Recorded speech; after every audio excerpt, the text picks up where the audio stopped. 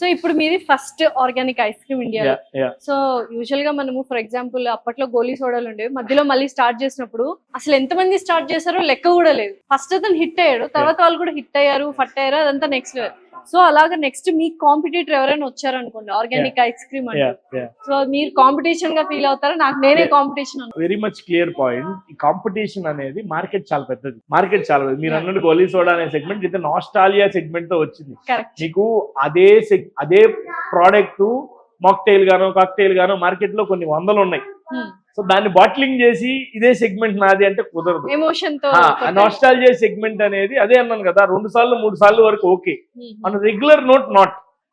ఇప్పుడు కూడా నేనేం చెప్తున్నాను, ఆర్గానిక్ ఐస్ క్రీమ్ అన్న ఐస్ క్రీమ్ లో ఆర్గానిక్ చేస్తాను. బట్ మై పాయింట్ ఈజ్ నేను కొత్త ఇప్పుడు సార్బేనో యోగోటో తీసుకొని రాలేదు, which is a one timer advantage for Indian again. So ice cream ఉన్న సెగ్మెంట్ అంటే ఎంటైర్ కేటగిరీని నేను క్రియేట్ చేయాలి.